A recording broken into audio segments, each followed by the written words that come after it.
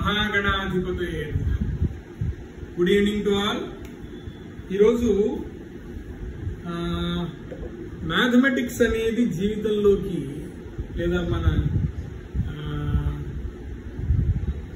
నిత్యావసర దైనందిన కార్యక్రమాల్లోకి ఎలా చొచ్చుకుపోయిందో, నిత్యావసర కాదు దైనందిన కార్యక్రమాల్లోకి ఎలా చొచ్చుకుపోయిందో చెప్తామనేది ఓ కాన్సెప్ట్.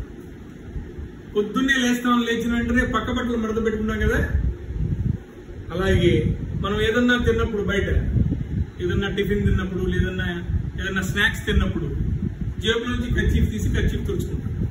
తుడుచుకున్న వెంటనే కర్చీఫ్ని మళ్ళీ మడత పెట్టి జేబులో పెట్టుకోవాలి కదా, అవునా?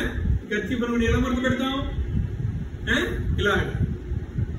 ఇలా మడత పెడతాం, అవునా?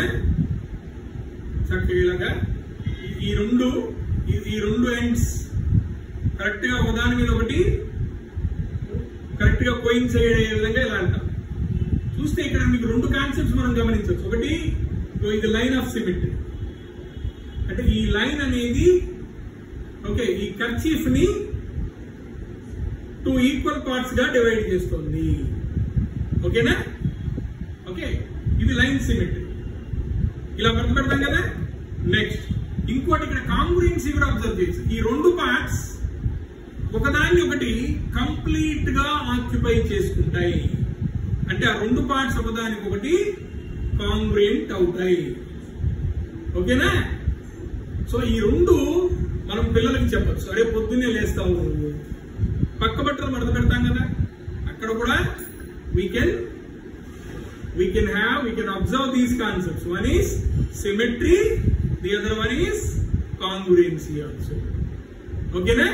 అంటే ఇలాగా మనం మ్యాథమెటిక్స్ అనేది ఏదో పెద్ద భూతం, అదో పెద్ద కష్టమైన సబ్జెక్టు, అది అర్థం కాదు అని పిల్లలకి చెప్పకుండా, అట్లా కాకుండా ఒరే నాయనా మ్యాథమెటిక్స్ అనేది రియల్ లైఫ్ లో కూడా ఎవ్రీడే మీరు దాన్ని ఆచరిస్తుంటారు, దాన్ని చేస్తుంటారు. కాకపోతే అది మ్యాథమెటిక్స్ అని మీకు తెలియదు కాబట్టి దాన్ని మనం జస్ట్ వాళ్ళకి తెలియజేయాలి. That is also mathematics.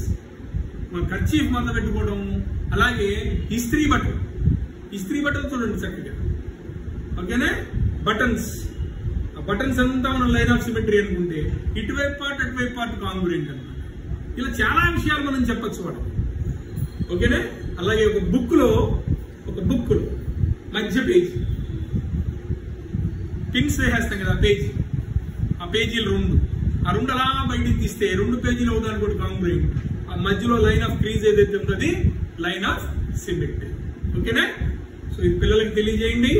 Mathematics అనేది ఎంత ఈజీనో వాళ్ళకి మనం కొన్ని ఇలాంటి ఎగ్జాంపుల్స్ ఇవ్వడం ద్వారా వాళ్ళకి మ్యాథమెటిక్స్ అంటే భయం పోతుంది. ఒకటి, రెండు, ఆ టీచర్ ని అమితంగా ఇష్టపడతారు. ధన్యవాదాలు.